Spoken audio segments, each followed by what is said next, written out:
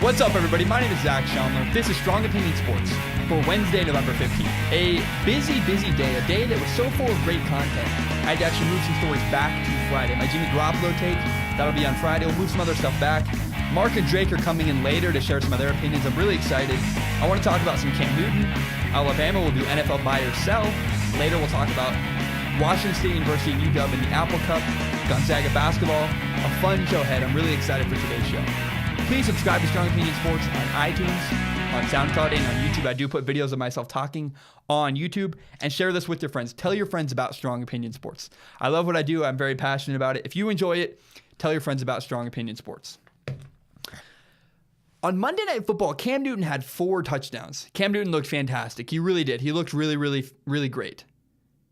And the whole narrative I've read online is that Cam Newton is back. Now Cam Newton is going to be fantastic this year. The story is Cam Newton was injured last year. He hurt his shoulder. And now Cam Newton has figured it out. He's had time. It's now week 11. Cam Newton is now matured. He's had time to acclimate with his injury. Now Cam Newton is back to dominate in the NFL. That is simply not true. Cam Newton is not back.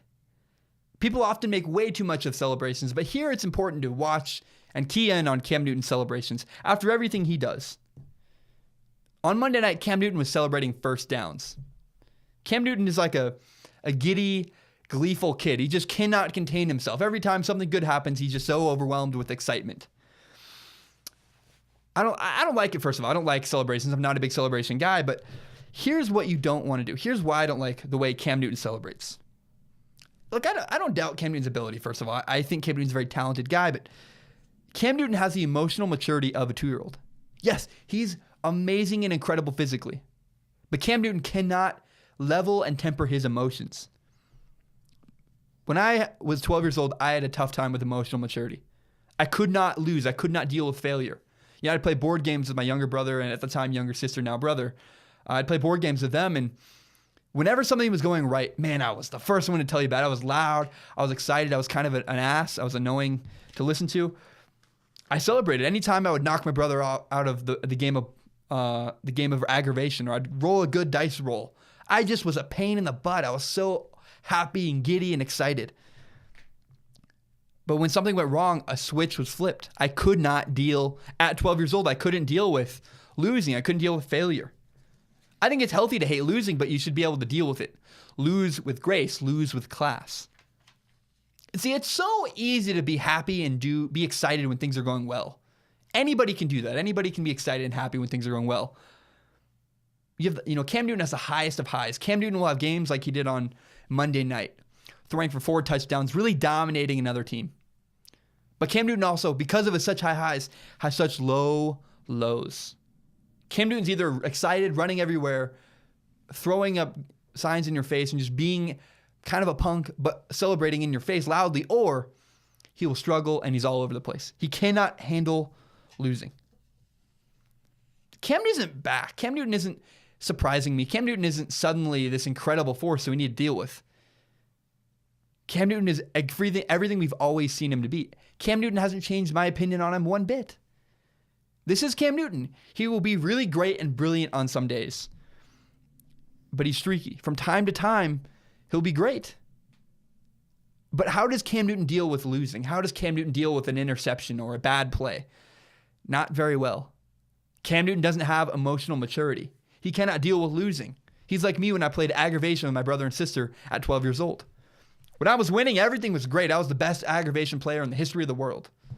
But when I had a bad dice roll or my brother knocked me off the board, I couldn't handle it. And I'm glad I learned that lesson now, because Cam Newton clearly has not learned that lesson yet.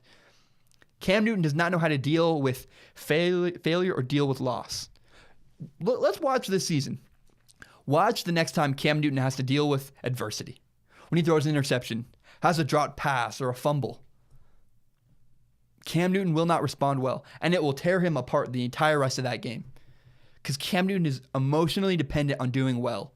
If Cam Newton doesn't do well, he can't make it happen. When I'm attracted to someone, that's the most attractive quality. How do they deal with loss or adversity? I don't like Cam Newton very much, because Cam Newton doesn't deal with adversity very well. If you meet someone who's like they've gone through something tough and they've dealt with it well and learned from their mistakes or learned from their misfortune and can move on from it, wow. Hang out with that person, keep that person around.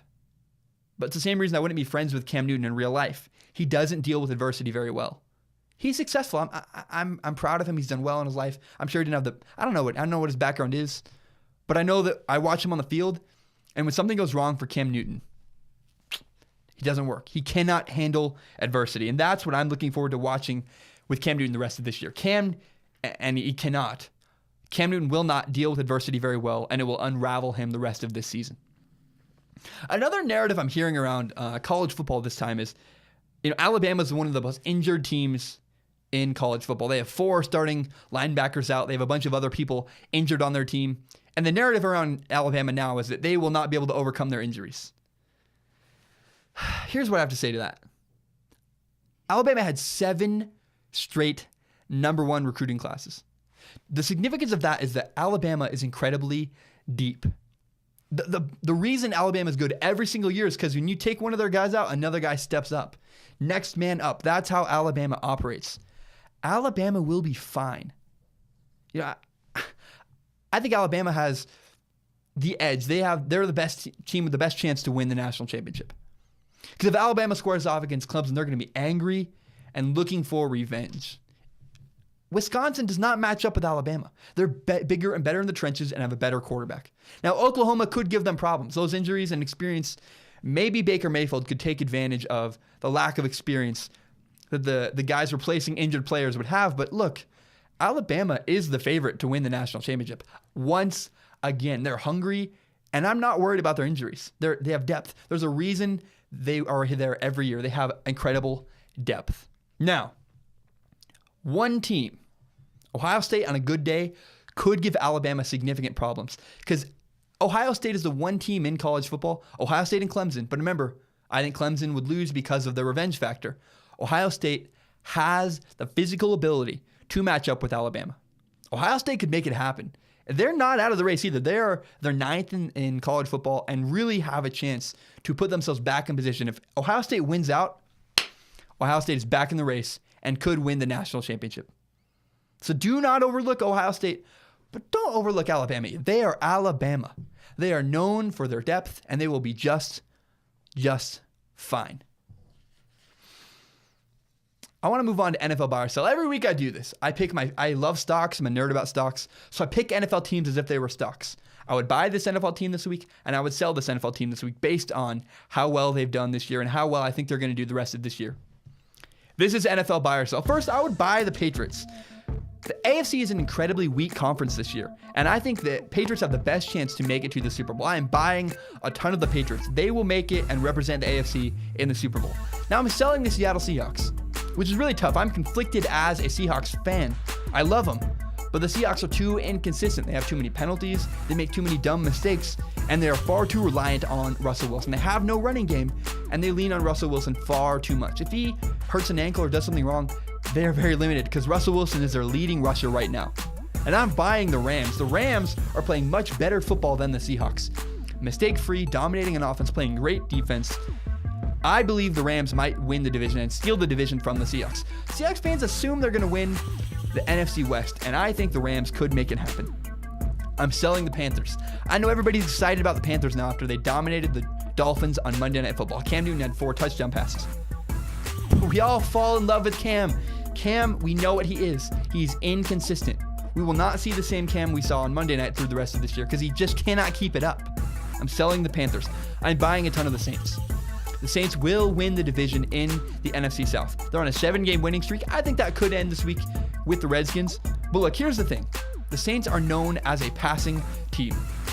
Right now, they're playing great defense and running the ball incredibly well. Uncharacteristically of the Saints, if they can have a running attack and great defense coupled with their great passing attack, which they do have, man, the Saints are scary and could have they could make it to the Super Bowl this year. They're a special team. I'm selling the Cowboys. Look, if you want me to believe in the Cowboys, I need proof that Dak Prescott can make it happen without Ezekiel Elliott. Ezekiel Elliott was suspended for 6 games. Let's see it. I'll believe it when I see it. When I see Dak Prescott make it happen without Ezekiel Elliott, I will believe that they know what they're doing. But until then, I am selling the Cowboys. I'm buying the Redskins. It's funny how quickly things change. The Redskins, once Ezekiel Elliott was suspended, bam, suddenly the Redskins were back in the race. And look at their schedule. It's unbelievable. The Redskins play the Saints next week, which they could win because the Saints they're due for a loss. They've won 7 games in a row. But after the Saints, their schedule is very, very manageable, and they could bounce back and grab a playoff spot. It's crazy what happens from week to week. I'm buying the Eagles. Look, I feel like I'm getting repetitive. The Eagles are the best team in the NFL with the best chance to win the Super Bowl. They could get beat up in the NFC and lose to the Patriots, but man, the Eagles are good all around. Which leads me to buying the 49ers. That's weird. I know the 49ers will probably go 4-12, but that's a good year for them. I love the culture they have built in the 49ers organization. They're playing good football. They've lost a lot of close games. People don't realize they might be 1-9, but they've lost a ton of one-possession games. And look, they play the Bears, the Texans, and the Titans later this year after the Seahawks and the Rams. All winnable games. I think 4-12 is very doable, and that's a successful season for the 49ers. If the 49ers go 4-12, that's a win for them. I'm selling the Dolphins. Look, the Dolphins are 4-5, and normally, the AFC is really weak, and I was like, man, the Dolphins still could make the playoffs, even though they're 4-5, because the AFC is just such a weak division. But here is the schedule for the Dolphins coming up. They play the Patriots twice, they play the Bills twice, and they play the Chiefs. Their season's over. I wanted to believe in the Dolphins. I thought this was their year. I thought Jay Cutler would get redemption and make the playoffs, but look, it's not going to happen. The Dolphins season is over. I'm selling the Dolphins. And that has been NFL Buy or Sell. Thank you so much for listening. There are some incredible matchups this week in the NFL. College football is pretty boring this week. Not many good matchups. But there are five really good games in the NFL. First, the Eagles play the Cowboys, which is fascinating because it'll be a test. Can the Cowboys play without Ezekiel Elliott? And what the Eagles should do is dominate the Cowboys. The Eagles should come out and just punch the Cowboys in the face and win this game. Now I'm very curious. The Raiders play the Patriots. That's a really good game as well. The Patriots are 7-2. They're dominating, and the Raiders are a little behind this year. That's a great matchup. Another great matchup: the Saints and the Redskins. The Redskins are looking for a chance to get themselves back in the hunt. The Cowboys had Ezekiel Elliott suspended for 6 games.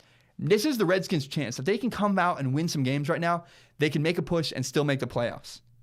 The Saints are on a 7-game winning streak. They are due for a loss. Redskins, Saints, that's a great game coming up this weekend. The Rams play the Vikings this weekend. Man, 2 great defenses, a better quarterback for the Rams. But if the Vikings can squeak this one out, wow, they are sitting pretty. Because I think the Vikings could win the NFC North. I do not believe in Matthew Stafford very much. I really like what the Vikings are doing on defense. And Case Keenum's playing really well. And that leads me to Monday Night Football, the Falcons and the Seahawks. The Seahawks are down a Richard Sherman. Richard Sherman's out for the year. I think the Falcons could take advantage of the Seahawks' weakness on defense and really step in and have a great game and beat the Seahawks. I'm very curious to see, but the Seahawks are gimped. The Seahawks are a little bit behind, and I think, man, I really like the Falcons' chances. Plus, the head coach for the Falcons has his roots from Seattle. I like the chances of the Falcons to beat the Seahawks this weekend. My name is Zach Shelmer. I'm going to take a short break. When I return, Marc and Drake will be on my right. I'm really excited for that. Please subscribe to Strong Opinion Sports on iTunes, on SoundCloud, and watch my videos on YouTube. Strong Opinion Sports is on YouTube. Tell your friends about the show. I want to grow. We are growing. Let's continue to grow. If you like the show, tell your friends about Strong Opinion Sports. My name is Zach Shelmer. I'll be right back. We are back. This is Strong Opinion Sports. Joining me are my buddies Marc and Drake. I want to start with this. The fan in me is very conflicted. Because I sold the Seahawks today. I said I'm not buying them. They make too many mistakes, have too many turnovers, and I don't believe in them long term because I think they rely too heavily on Russell Wilson. The fan of me is very conflicted because that feels wrong to say, but I truly believe that. How do you guys feel about the Seahawks? Honestly, I'm really not concerned about the Seahawks right now because Drake said this earlier in the shows past is that the Seahawks, they get better as the year goes on. I know that we have key injuries with Richard Sherman, and then Dwayne Brown was also he was injured towards the end of that game too. Yeah. So that's a little concerning. But I think as far as the regular season goes, I'm not concerned. I do believe we will make the playoffs this year. I'm just not. Russell Wilson just works magic, man. That guy is just magic. But do you think we rely too heavily on him?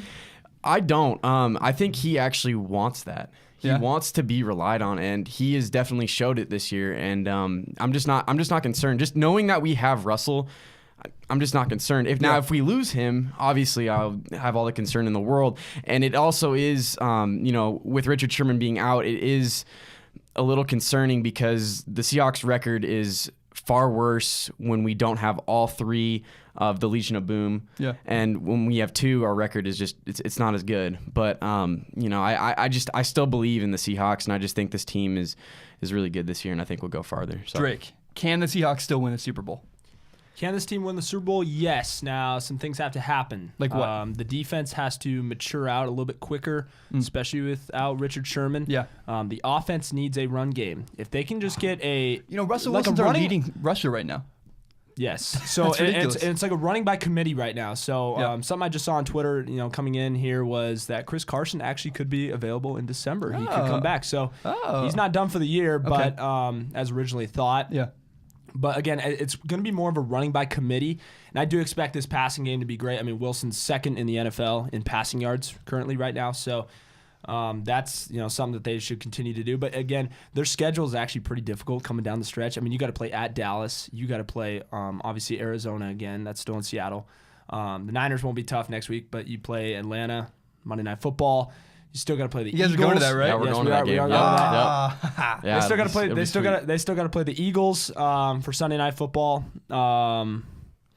I'm trying to think. Oh yeah, and also at Jacksonville. So they still really have they got a tough schedule coming up, but I think that they will they'll figure it out, and I think they'll still win the NFC West. Can I trigger you guys? Can I just say one more thing? I just given that schedule update that Drake gave us, I still just am not super concerned. I know it's not going to be easy, but it's just I have so much faith in the Seahawks, and they prove me wrong again and again and again. Because earlier on this show, I said I don't know, I'm really concerned about the Seahawks, but they proved me wrong again. Every time I doubt this team, they play better, and it just I just got to stick with them. You know what I mean? I just got to stick with them. Russell Wilson is he's got something special going on over there. I don't know how we keep winning ball games. Just all of our luck, you could call it, I guess. But it's happened so many times. Is it really luck anymore? You know what I mean? But I'm curious what you guys think, because I consider myself a fan, but you guys are definitely far greater fans of the Seahawks than me. On Friday, I said, if we can win without Richard Sherman, I say we trade him, get some value for him, and move on, because he's an older guy. Do you guys agree with that? I 100%. I'm so happy you brought that up, because I was telling Drake this at the beginning of the season. I said this actually last week when he went down on Thursday. I said, Drake, I honestly think that was Richard Sherman's last game playing in Seattle. For Seattle. Yeah. Just because look at his face. I really do. I mean, if you think about it, Richard Sherman, I believe he's 29 years old right now. He will be 30 years old. He's 30 years old in March, and he's and 30 years old in the NFL is that turning point that you have, and where you kind of just you're starting to go downhill after that. Well, the Patriots would move on from him. They do exactly. They cut emotional ties and move on from him. Exactly. I mean, Richard Sherman he's got a max deal. He's one of the top paid cornerbacks in the league. And he's beloved. I love him. Definitely. No, I think he's a great player, but personally, I just don't think that John Schneider and Pete Carroll want to put up with him anymore. He does say some things, and he does get angry at coaches, and he thinks he's bigger than himself. And I've said this also, is that if Richard Sherman was not on the Seahawks, I would hate him. I really would. I would not like Richard Sherman. Interesting. But I just think that right now, Richard Sherman, especially with his Achilles injury, I just think he's got so much value right now, and I feel like we could get rid of him and we could get something in return, potentially some more offensive linemen, and I think it would really help. Totally. And I think that Shaq Griffin's going to be huge for the Seahawks in the coming future.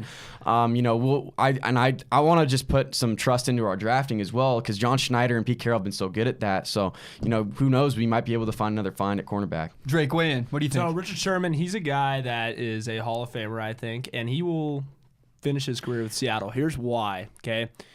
The value that you get at that position when he is on the field, and plus also he's one of the harder workers the most durable, okay? He has never missed a game in his career, okay? So this is the first time that's happened. So I trust his hard work, because I take this as an Earl Thomas situation, okay? He got hurt last year. Yeah, explain. Sorry. Go ahead. Explain. Earl Thomas situation. You were going to say it. I'm sorry. Okay, so Earl Thomas got hurt last year with his leg, and he broke, I believe, his tibia in the Carolina game last year, and he was done for the year. And actually this year he has come back and played better. Sure. Some of his best football of his career. So I could see that being a Sherman situation. I don't see Seattle needing to press too hard to get rid of him. And I think last year when he was on the trading market, that was kind of a way to kind of tick him off a little bit, I thought, because the year before he really did not have the best season of his career. It was actually kind of subpar, and he was kind of losing guys in coverage. This year he's been excellent.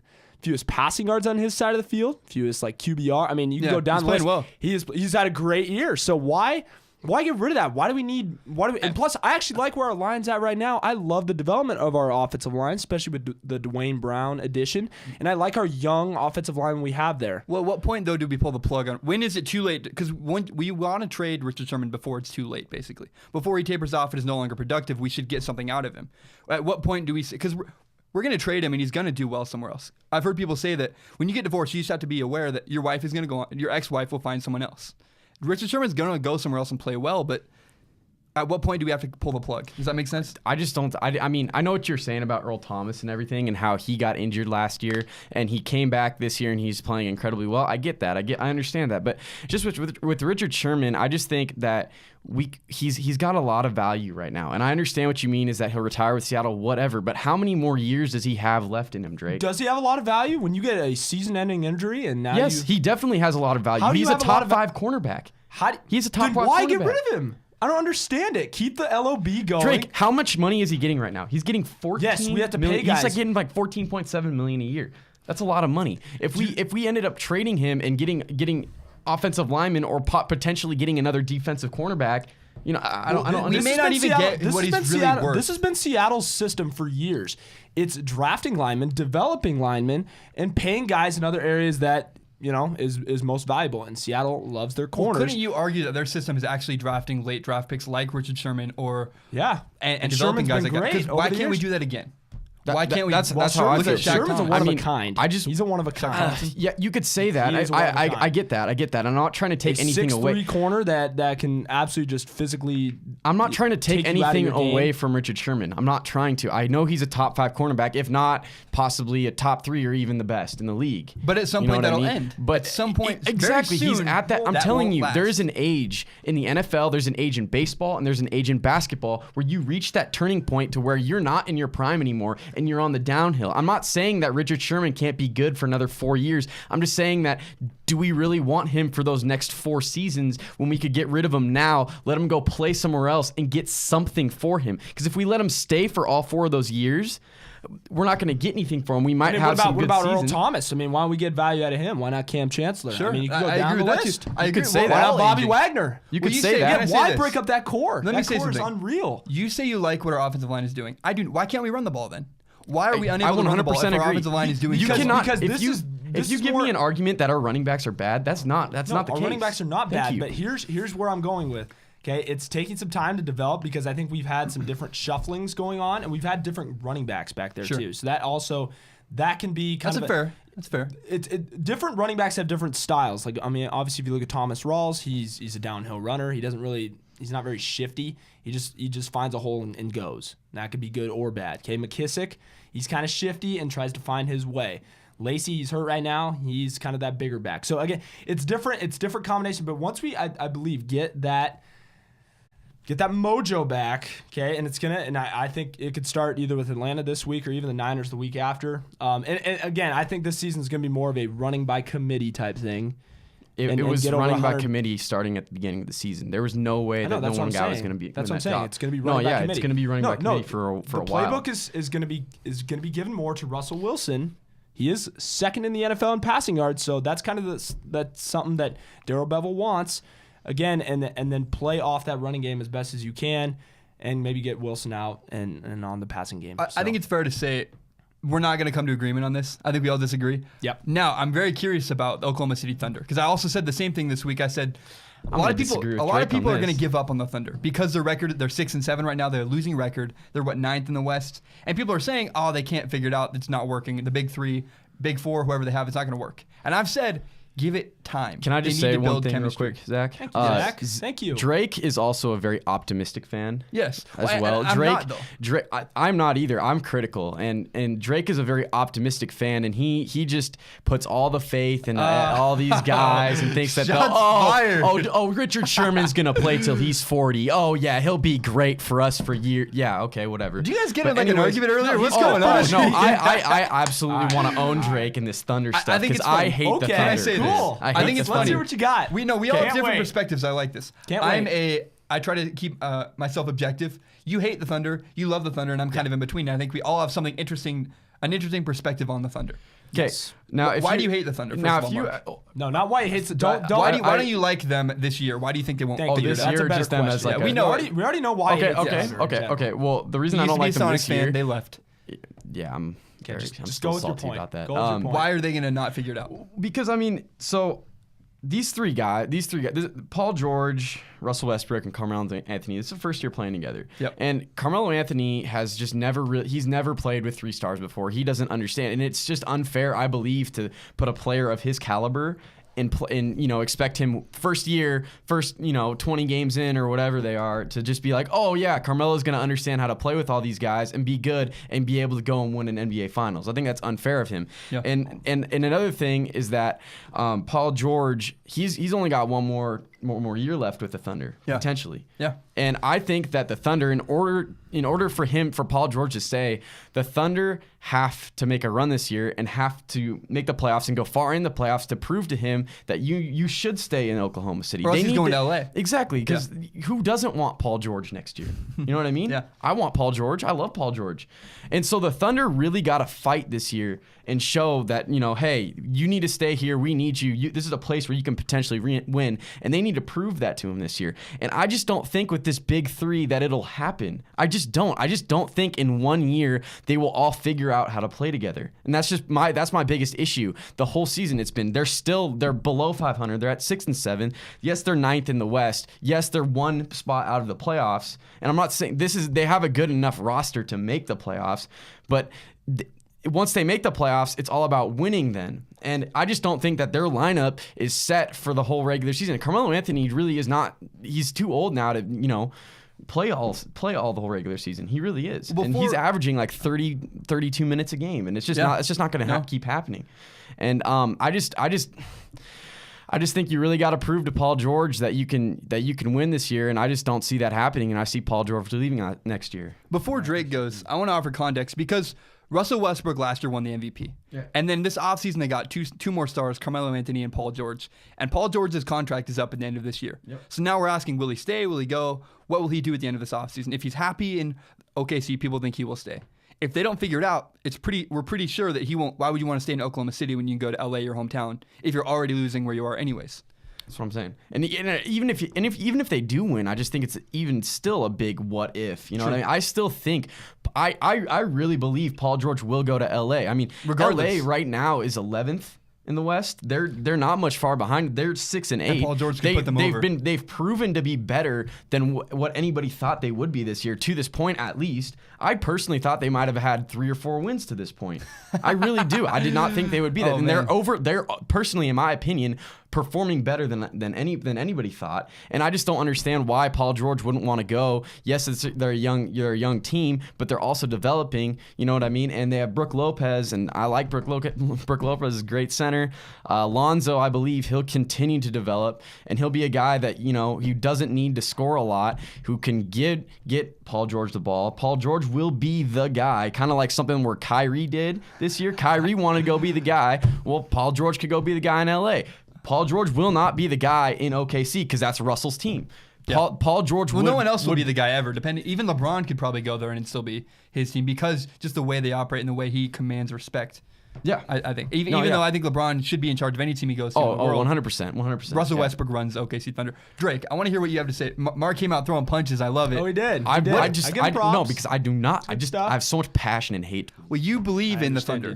I do Why? believe in the Thunder, and I'm gonna still continue to believe them. Here's why. And not just because you're a fan either. You have a good argument. Small sample size. There's 6 and 7. There's 82 games in a whole season. Okay, let's not get off the bandwagon here or whatever. Okay, If you look at in years past when teams get together, like let's say the 2012 Miami Heat or a few years ago the Cavs, who ended up winning the NBA title. The Cavs that year started 19-19. They ended up winning the East that year, okay? I'm not saying the Thunder are going to win the West, okay? But if they do get in the playoffs, would you really want to play this team? Yes. No, yes, you would not. I want to play this team. You really want to play this team? I want to play. Yes, I want to play this team. This team is absolutely. They don't built. know how to play together. I want to play them. Not yet. They do not know. I want to play. You're looking at a small sample size. You need to let this develop. We'll talk about this down the road. Drake, and by the way, just one more thing. I gotta do this. You said that LeBron's team started 19-19. You want to know the biggest difference between the OKC Thunder and that LeBron team? Sure. They had LeBron. Okay. That's a all fair I gotta point. say. He's a fair They point. had No, LeBron. dude. LeBron can be on any team and he'll go to the playoffs. I could talk about team so to the many NBA different. Finals. I could talk about. You could talk about any sport. Look at all the teams like just all over that have not started the greatest, end up getting in the playoffs and actually making a fat run. A good comparison is like school. If you miss your first couple assignments, you're not so far behind you can't still get an A. Does that make sense? Exactly. The Thunder have not reached the threshold where they've failed too many assignments or lost too many games that they can't recover and still get an A or still make the playoffs. It is and a make process, but they are built for the playoffs. I would not want to face this team in the playoffs. Well, again, it's like a freshman going to college. When a freshman first gets to college, they struggle. They're overwhelmed. That's them building chemistry. They just need to figure out how to make it work. And one thing where I'm seeing is things that they can control. Defensively, they're leading the NBA in steals and turnovers forced. Okay, so that is great, seeing that defensive commitment by their team. Which is surprising because you have Carmelo Anthony, who's that cancer. is something. Well, no, but he's committed defensively this year. Yeah. You should have seen the matchup against the Clippers. He had to guard Blake Griffin all freaking game, and he absolutely shut him down. Okay, Blake Griffin had an awful game. Go back and look at the box score. Yeah. He guarded him all game. He is committed defensively this year, and the Thunder, in a category that they can control defensively, have committed. Okay, that is why I see them being a very tough out in the playoffs this year. So where does their season end? They make the playoffs. Can they compete with the Warriors? Can they compete with the Rockets? I really can't. I mean, I can't make a determination, but I'd say it's too early to tell. Finals. But you think they will make the doesn't- playoffs? They'll be okay. Yes, this team will definitely make the playoffs. Yes. My name is Zach Shalmer. This is Mark and Drake. This is Strong Opinion Sports. Please subscribe to Strong Opinion Sports on iTunes, on SoundCloud, and watch the videos on YouTube. Tell your friends about this show. Mark, Drake, tell your friends about the show. I want it to grow. We're growing. It's fun. Tell your friends about Strong Opinion Sports if you enjoy the show. My name is Zach Shalmer. We'll be right back. What's up, guys? We're back. This is Strong Opinion Sports. Joining me are my buddies Mark and Drake. We still have more to say about the Thunder, so someday down the road, we'll use what we saw last night in your guys' basketball game. We'll use that as an example, and we will revisit the Thunder because we do have more to say. I think it's interesting. But for right now, in 2 weeks from now, 2 Saturdays from now, we have the Apple Cup. University of Washington playing Washington State University. And I think right now, if you're going to beat UW ever, because UW is building a powerhouse. I really believe that. I think WSU is going to wane a little bit as they lose Luke Falk, their best quarterback ever. And I'm really curious to see if WSU can keep it up the next couple of years. But UW is clearly building something. If we're going to beat UW in the Apple Cup, this is the year. We have a bye week going into it. We have the best quarterback we've ever had, and we have a great defense this year. So this year, we have to pull it off. Do you guys think we can? What do you guys think? React to what I just said. Mark, I'm going to go real quick here. Side note about UW. Hazim Victor, their best linebacker, got arrested. Really? Out indefinitely. Just a side note. Huge loss. That is huge. For UW. Interesting. So that's going to be huge going into the Apple Cup. Him not being there because he is an NFL talent. Do you think we can beat UW? I think we can, but will we? Yes. And why? Mark? So I do believe that we can beat UW this year. I think it'll be incredibly hard, though. And the reason I say that is because Wazoo, I mean, you really got to give this team some credit this year. They were 7-0 at home this year. That's huge. That's huge. And, you know, they had to play 2 tough opponents in Stanford and also USC. USC was a top 5 team at the time. You can argue with me all day long whether they're a top 5 team or not. I mean, but they were at the time, and we beat them. But the thing is, this is an away game. No, exactly. That's exactly what I'm saying, and that's my biggest concern. Yes. Is that we have not been good on the road. We've lost to one incredibly bad opponent in Cal, but I believe that we probably should have lost to Arizona, even though it was a very winnable game. But I am very concerned about playing on the road. UW, I've been to multiple games at UW before, and UW is not an easy place to play. No. Because it's a lot bigger. It's a crazy atmosphere. It is. And Husky Stadium is a lot bigger than Martin Stadium. It's huge. There's going to be more fans there than what Wazoo's used to at home. And it's if you compare it to a Seahawks game, it's kind of sort of similar, man. There's a lot of energy in that building, and it'll definitely play a factor. And looking back to the last Apple Cup's kind of a tough, in UW because we had Peyton Bender as our starting quarterback. But it'll just be interesting because this is the first time Luke Falk has played at Husky Stadium, and if we can come out the gate firing like we did against Utah, then I believe we'll definitely have a shot. But if we come out like we did against Cal and we get our touchdowns called back, and we just can't get anything going at the start, then I think it'll be a tough ball game. Well, here's the key to this game. Last time we played UW in Seattle, our backup quarterback Peyton Bender played. Yeah, Peyton Bender. We've seen Luke Falk dominate at home, but he struggled a little bit on the road.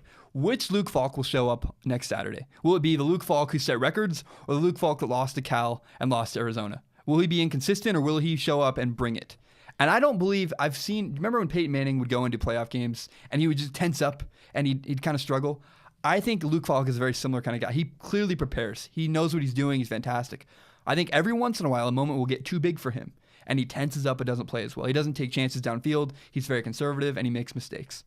I think that's exactly what could happen. I hope not, but that's what could happen against UW. Drake, what do you think of that? Okay, so, when you go on the road, a lot of cliches will go out, like, you can't get field goals. You got to get touchdowns. You got to convert and take advantage of your opportunities that you got. Last week, it was a little concerning to me that they couldn't convert a lot of the opportunities that they had. Their defense forces 6 turnovers, and they got some great field position pretty much all game, especially in the first quarter, and they were not able to really convert. They had like 3 early turnovers. They get a touchdown, and, they end up getting a couple field goals out of it. Utah, eventually creeps back into the game, and, they kind of made it a ball game. Cougs had the lead the entire game, though. Obviously ended up winning. This game I'm excited for, though, because they're coming off a bye. They have a really great senior class that I think wants to go out the right way, and I've said it on WSU. WSU.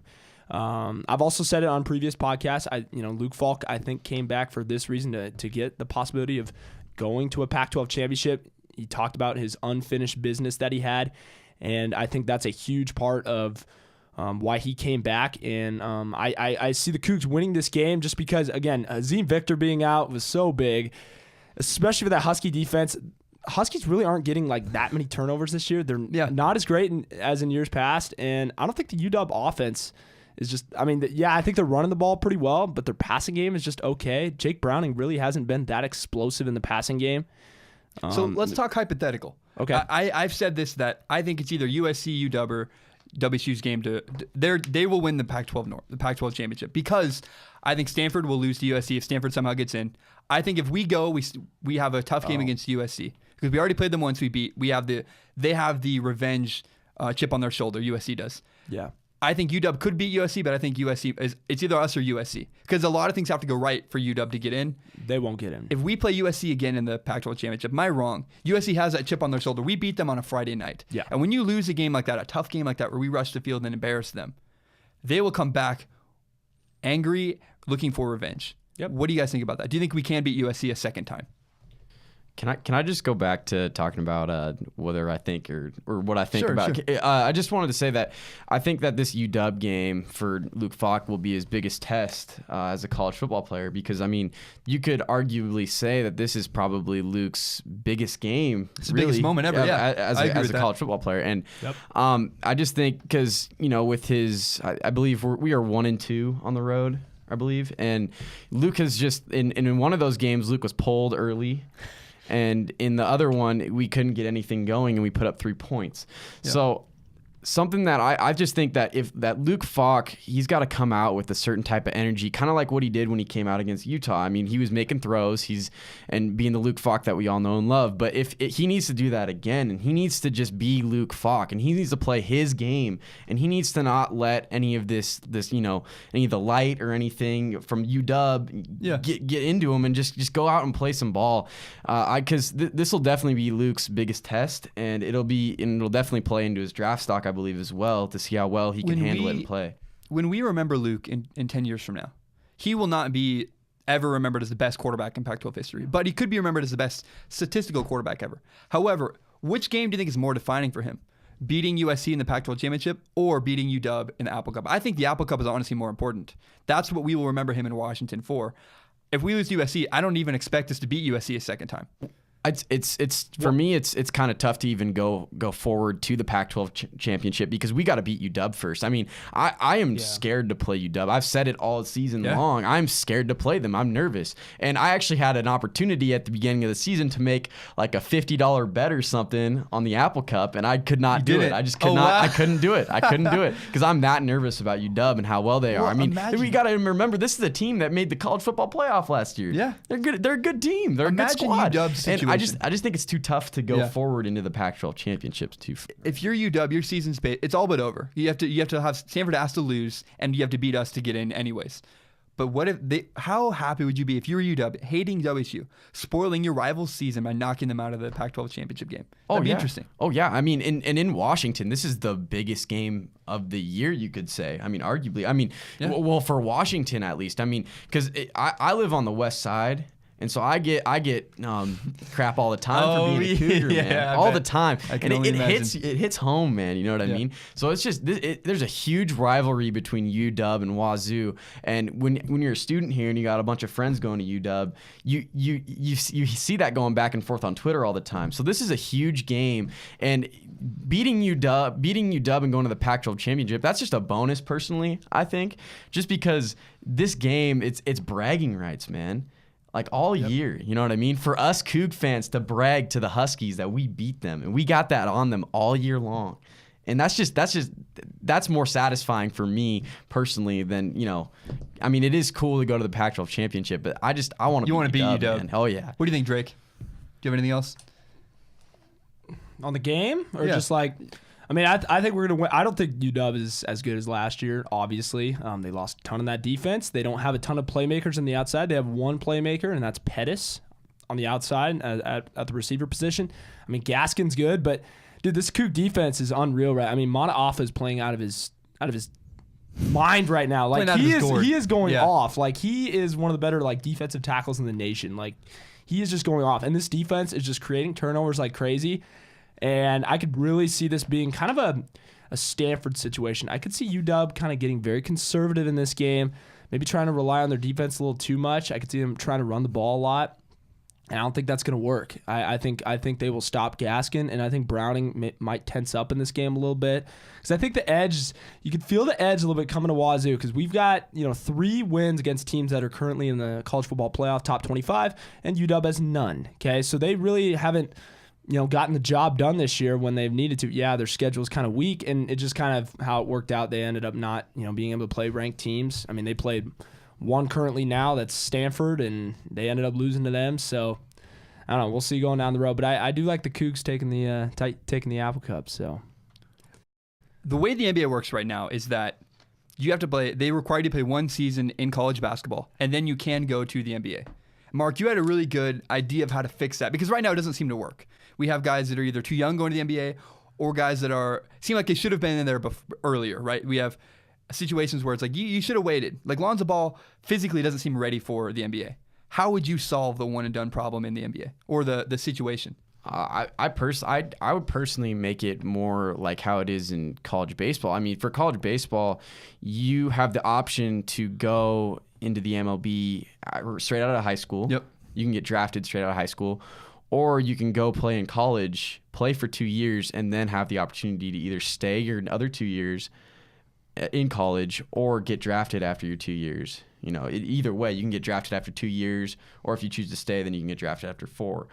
So I believe that it'd be best if the NBA required or allowed high school basketball players to go into the NBA. Yeah. You can go into the NBA out of high school, but if you choose to go to college, you have to stay for 2 years before you can get drafted again.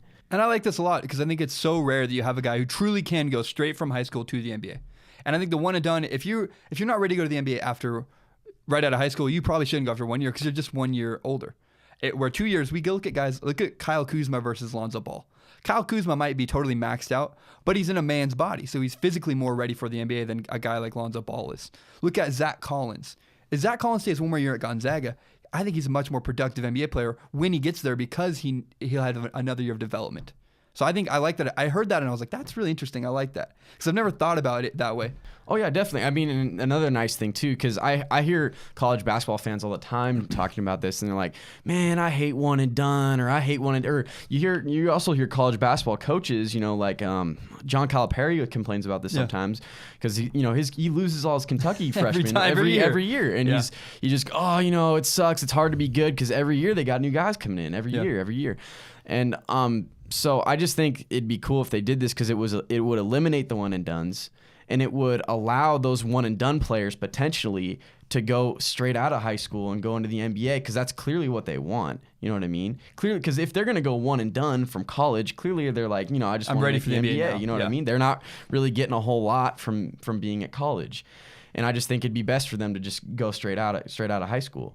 And now for those players who I believe Lonzo probably should have stayed 2 years, and I think it would have really benefited him. I'm not saying that he wasn't good enough to go into the NBA after 1 year. I'm just saying that one more year in college probably would have benefited him more to help him be more prepared for the NBA. Yeah. And so I just think just for those players who are coming out of high school and they're like, I'm not really ready for the NBA yet. 2 years in college will really, help improve my game until I go. And, so I think it'd be just a good decision personally. It's funny because a lot of people are concerned Lonzo Ball won't figure it out, or they're saying they're highly doubtful of him. The guy's he's younger than you and I. He's 19 years old, playing against 30-year-olds that are fully developed. I just think we need to give Lonzo Ball time. Do you guys agree with that? Because I think it's just too early to say he's a bust. How could you say that? The guy's 19 years old, rookie. You got to give him time to develop and work with his teammates. Can I just say something real quick? Don't you dare go back to the Thunder. No, I'm not going back. I just want to let everybody know that, Drake and I, we beef about the Thunder a lot. We got a lot of beef over here about it, but I love Drake. I think he's got great opinions, and I respect the heck out of him. Yeah. But we disagree. That's why we do this together. Definitely. I if I looked angry earlier in the podcast, I'm not. It's okay. But Drake has great points. Are you guys worried about Lonzo Ball? No. No? I'm not worried about him at all. Dude, no. He's a big guard, and he can flat out rebound, and he can pass. The shooting will come. Just, I don't know, how he shoots. It's funny. What did you say about college? Weird. Because people expect him to be scoring a bunch of points, and I'm like, oh, yeah. Why? What did he do in college? Oh, that's what I'm saying. So I just want to give some stats for people who don't know what Lonzo's doing right now, because I feel like a lot of publicity around Lonzo has been more bad than good. Like he can't score. It's like, which just doesn't make sense to me, because I everything I'm seeing out of him, I'm like, dude, I freaking love this kid, man. So anyways, I'm just going to go over some stats real quick for you guys. So Lonzo Ball right now is currently averaging 9.5 points per game, 6.6 rebounds per game, and 7.2 assists per game for a rookie. Yeah. And he had a triple-double the other day. That is He's the youngest ever. Yeah. Ridiculous. What do you do in college? I think that's great. They compare pretty well? And let's just compare his college stats. And remind you that these college stats, got him to be the number 2 pick in the draft. So his college stats at UCLA were 14.6 points per game, 6 rebounds per game, and 7.6 assists per game. They're basically the same. Basically the same. I mean, except for he's averaging about 5 points less right now. And if you think about that, that's 2 buckets. Yeah. And it's funny because he averaged 14 points in the Pac-12. Not even a legendary basketball conference. So can I chime in real quick? I was looking at Marc's notes. What is he shooting this year? No, this is what I was going to bring. This was my stat that I was going to bring up. Okay, good. Originally, yeah. That's why you're poached and you're ready. Oh no, yeah. He's trying to get at. He's trying to come at me again, man. Drake's off. What's his shooting percentage this year versus college? So in college, Lonzo shot 55.1% from. It's not bad. From the field, which is very good, very good. Now this was the stat that I was going to bring. I had to hype him up a little bit. Lonzo's my boy. Got to have him back. Now I'm going to bring him back down to earth for a sec. Good. So his field goal percentage this year, he is the worst in the NBA. At 31.3% from the field. That's horrible. Yeah. And I think a lot of it has to do with this shot. And I actually said this before the season, and I've been completely wrong about it. But I said that, I loved Lonzo's shot. And the reason I loved it is because, it's if you think about it, it's exactly like any other normal NBA player's shot, except he just uses it to the side. And I just thought coming into the NBA that, the saying, if it ain't broke, don't fix it. this shot's worked for Lonzo his whole life. You know, however long he's been doing it. It worked for him in high school. Got him to UCLA. Yeah. Worked for him in UCLA. So I was like, you know, probably gonna go well. You know, he'll probably make it work in the NBA. But he just clearly hasn't. And I think one of the biggest issues is that when Lonzo's dribbling to his right, it's tough for him to pull up and shoot because he's got to bring the ball back to his left because that's how he shoots. And it's tough to get your shot off like that because NBA players are so quick and so long that they're gonna block you a lot, and it's hard for him to get his shot off to shoot a lot. Well, the key here is expectations. No one goes into Transformers expecting a movie that could win Best Picture. No one tries to compare a movie like Forrest Gump to Transformers because Transformers, we don't expect that. We expect a fun action movie with a bunch of explosions. What did you really expect from Lonzo Ball going into this year? He never was a great scorer. He's a guy that distributes the ball very well, and that's what he's doing. So I don't know why people are suddenly mad about him not scoring or worried about it. It's like, again, what did you expect from him? I just think as a number 2 pick, a lot of people just expected Lonzo to just be coming out scoring 20 a game, even though he didn't do that in college. And I just think in the Pac-12, might I add. Oh, I know. And not a great basketball and conference. I just think it's tough to put that on a 19-year-old kid coming into the NBA. But again, he's playing for LA. LA needs their star. You know what I mean? I'm gonna stop talking and I'm gonna let Drake go. Drake, you look like you have something to say. Yeah. Well, you just called the Pac-12 conference and not a very good basketball conference. I don't know about that, but Not legendary. He's not playing. legendary, Who did he but- play? He couldn't score 20 on WSU or UW last year, who was awful. That's what I mean. okay, we got to remember too. I mean, his He's UCLA got some good teams, team, but- his UCLA team. I mean, he really didn't need to be like the big time scorer, dude. Yeah. I mean, he had a bunch of guys around him that could fill it up. And that's what I mean, though, is he's never been expected to score.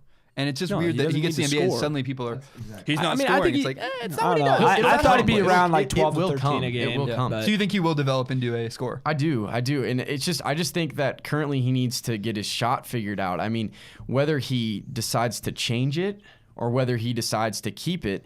No, if he he's can't gonna, do that mid-season, right? There's No, way. exactly. He's not. I don't want him changing his shot at all this year. So, but in the off season, he's got to really look at it and be like, do I change my shot to try to be, to make it into a shot that I can get off and start shooting more? Or do I keep it and just figure out a way to shoot better with that shot? Just based on the limitations he has. So he's got to choose one of the two, and he's got to really go into the offseason and really work on that. Drake, we talked a little bit about college basketball. I want to touch on your favorite college basketball team because you're a huge Gonzaga fan. You know Gonzaga very well, and I'm very curious. How far do you think Gonzaga can go this year? They're not in a Power 5 conference. They're not. I don't know how basketball works, but they're a mid-major. So what do we expect from Gonzaga this year? So they played 2 games so far. They've played Texas Southern. They kicked the snot out of them. They Played Howard, right? And then they played Howard University, and they kicked the snot out of them. So what I'm seeing from this team, they're young. They're very athletic this year. Defensively, I think is where they can make their mark. They're long. They're balanced too, which is I think going to pose well going forward for them. They have some great senior leaders. They've got Silas Melson, Jonathan Williams. Then you got Josh Perkins. He's only a junior, but he honestly feels like a senior. So. And then Corey Kispert, Corey Kispert's a freshman that came from over in Edmonds, and actually no, I think he came from Shoreline. He's from Shoreline. He's from Shoreline, right? But he's I actually played Little League baseball with his older brother, so yeah, he's pretty cool. And I got to play against Corey in high school. That's cool. Corey, wow, that kid. Is he an NBA guy? Oh yeah. Oh, I he's think not so, one and done though, right? He'll be there a couple of years. No. I wouldn't think so, but I'm gonna let Drake keep going, but. Yeah. So how far can this team go? So the potential of this team is great. It's just when you get in the NCAA tournament, you really don't know because there's matchups that you can get hit with, and interesting. And it all goes on matchups, how the other teams are playing, where the NCAA seeds certain teams. Like last year, for example, Wisconsin got put as an 8th seed, and they go up against Villanova. They ended up winning their first matchup. They played Villanova, the 1 seed, and I knew immediately. I'm like, that is a horrible matchup for Villanova. Yeah. And in every one of my brackets, I picked Wisconsin to win, and they ended up winning the game. So it's matchups. It's who where do they you match up well with? Who does Gonzaga match up well with? with the team that is athletically kind of more guard heavy. They like to use their guards a lot more. But if Zags face a team that's got some bigger guys that are 6'11", 7 feet that utilize the post a lot, that could be a problem because then we could possibly get into foul trouble. Eventually, though, I do see this team being a second weekend team. Sweet 16, Elite 8, so around there. maybe Final Four. It all depends again on matchups, but the potential of this team is really, really high. Really? They have a really good non-conference schedule this year too. So to make up for that, not as great conference schedule, and I think also there's a chip on their shoulder this year too, because they got picked by the media to finish number 2 in the WCC in their own conference. Their own conference with St. Mary's. St. Mary's? Yep, St. Mary's. St. Mary's is good. Don't get me wrong, but I think until they can actually physically prove it, I like Gonzaga's You hate chances. St. Mary's, right? Why do you hate them? Not a fan. Their coach Randy Bennett, is probably the worst sport I've ever seen in my life. If you go back and look at some like previous Zag wins over St. Mary's, Randy Bennett's sportsmanship after the game is horrendous. He literally will just shake Coach Few's hand and walk right by him as fast as possible. And Few will try and say things to him, and he just is not having it. I don't understand why. So yeah, not a fan of Randy Bennett at all. He's and he can't get the big win when he needs to, and he plays an awful. I mean, you guys criticize Gonzaga's schedule. Go look at St. Mary's schedule. Their non-conference schedule is a joke. Awful. Yeah. It's awful. It is so bad. Like, they don't travel anywhere. They like stay in their home state. They won't like really go on any tough road games. Like, I mean, I think they maybe will have one this year that they might go on the road that's somewhat difficult, but their non-conference schedule is awful, and that's why they'll stack up a bunch of wins, and they'll barely get in. That's usually how their formula goes. I'm not as passionate about Gonzaga as you are, but I really like Marc Few. Marc Few is just one of those stand-up, classy, great guys that I really enjoy watching, and I enjoy listening to him coach. This has been Strong Opinion Sports for Wednesday. What is it, November 15th? My name is Zach Shelmer. Sure is. This is Drake. This is Mark. Subscribe to Strong Opinion Sports on iTunes, on SoundCloud, and on YouTube. I put videos of my ugly mug on YouTube talking about sports. I tell your friends about this show. We are growing, but we're not growing as quick as I'd like. We've kind of plateaued. Please keep telling your friends about this show. My name is Zach Shelmer. Mark, Drake. Have a great day, everybody. Take care. Go Cougs.